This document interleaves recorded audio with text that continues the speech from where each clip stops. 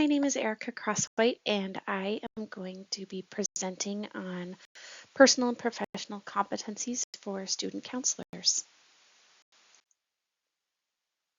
Presentation will include my overall score on a competency assessment out of our textbook, as well as my counseling skills and abilities scores and competencies, the scores related to my professional responsibilities, and the scores related to my personal responsibilities, with opportunities for improvement discussed, as well as a development plan for how I can achieve these goals and continue to develop my competencies.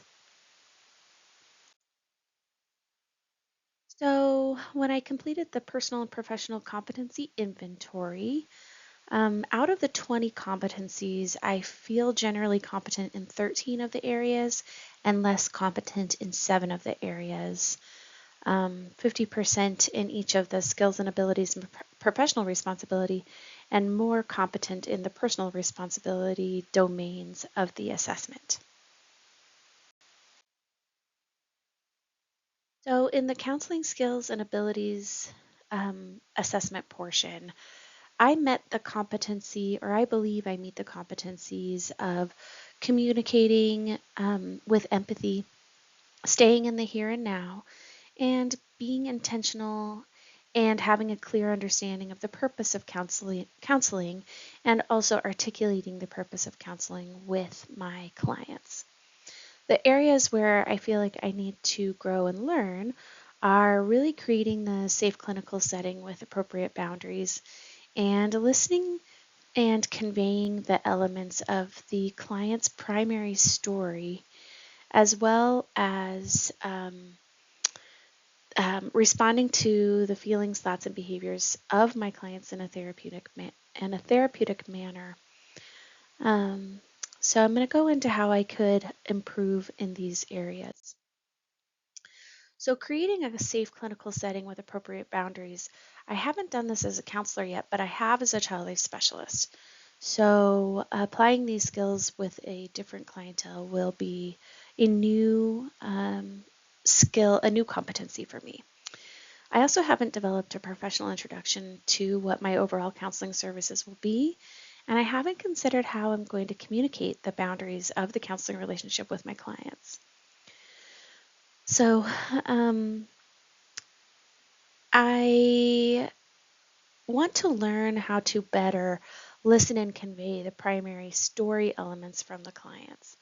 So really listening to those elements of the story, taking note of different parts of the story, noticing when there is a change in the client's tone or parts of the story that might be problematic. And as far as responding to feelings and thoughts and behaviors in a therapeutic manner, some of my concerns here are just how I might respond emotionally or be too subjective. I might over-identify with a client. And I also want to learn how to incorporate authentic responses to client issues that don't feel canned or seem scripted. So thinking about those things as far as my skills and abilities. In the professional responsibilities domain, I feel like I have met the competencies and or will be able to meet the competencies as far as following the ethical and professional codes and standards that are required, and being remaining committed to social justice issues and efforts, and respecting differences, and articulating my understanding of when a leadership role is needed and when it is not in counseling. Those are things that I already do in my professional career, but again, it will be newly applied in it as a counselor. The areas of competencies that I do not feel like I meet is just demonstrating the sensitivity of the roles between the counselor and the client. Matching and identifying appropriate interventions based on theory and clinical competence. I believe that's part of why I'm in this program is to better understand all of what's entailed in that part of the counseling service. And then articulating regional, national, and international issues that impact the counseling role is another area of improvement for me. Some of the ways that, or some of my reflections, I should say, um, for how I can develop competencies in these areas is really sitting down and thinking about the differences between the roles of the counselor and the client, making a list, maintaining the awareness of the differences without over relating to a client, and then managing those differences with intentionality. I also want to learn how to apply theory to practice to determine interventions, and I'm looking forward to ongoing coursework to grow in that area. And then also having a clear understanding of my scope of practice and feeling confident in that and upholding my boundaries related to my clinical expertise, um, and not feeling overwhelmed or the pressure of having to know everything for everyone all the time. And then for maintaining awareness and staying informed, I need to develop a routine for constant information gathering and reviewing articles and websites and regular information that's coming in, um, and moving through um, all of the communication pathways so that I can stay on top of all of the current counseling issues. I also want to identify trustworthy sources of information that I can consistently go to. And then, of course, engaging in ongoing learning activities and professional networking, going to conferences, looking for different workshops that might be relevant to the clients that I'm supporting and or the areas that I would like to grow or become more competent in. So, um, for personal responsibilities, this is where I feel like I scored well. I feel like I met the competencies in many of the areas. I have a commitment to receiving and incorporating feedback in my current role. It's something I take very seriously and something I've gotten very used to. Um, I feel my behavior is professional as a student and as a healthcare leader, and I'm committed to learning all the time. I do take responsibility for myself, and I understand and I seek to understand personal and professional competencies.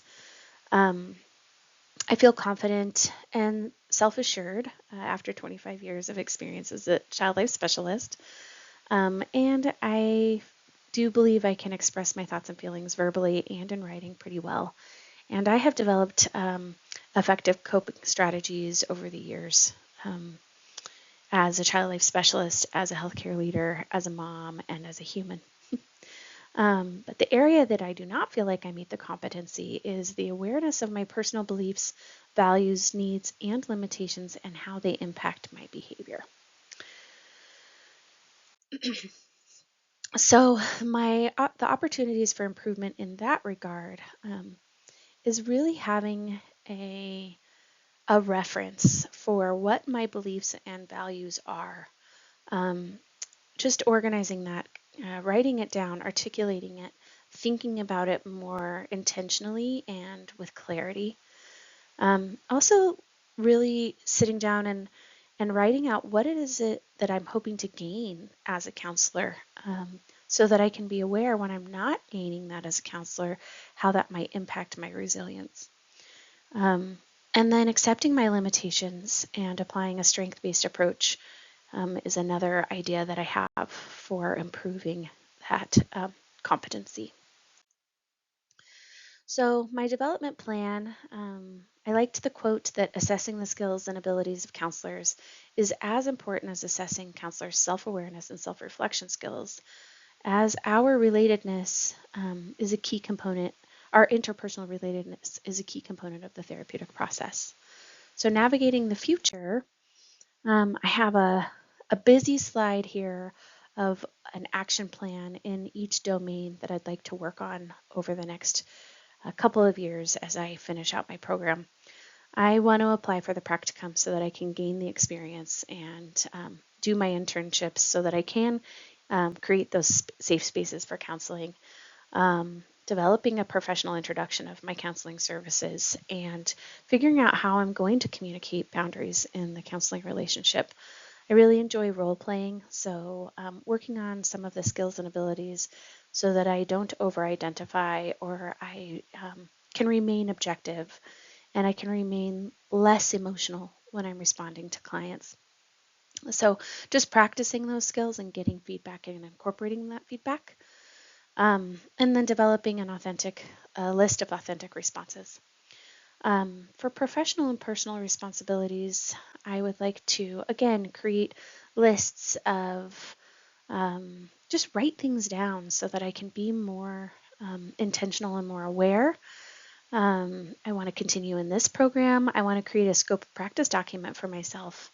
I want to engage in regular information gathering and going to workshops and professional development sessions. And I'm thinking that I would like to develop a value statement for myself and complete the Strength Finders activity in that book as a student counselor. And then acknowledge the areas of counseling that I'm not interested in and accept those and focus on the areas that I am interested in and excel in those areas. So counselors are expected to continually monitor their effectiveness and take steps to improve when necessary and seeks peer supervision to evaluate their efficacy at all times. And that's my guiding light. Here are my references. Thank you so much.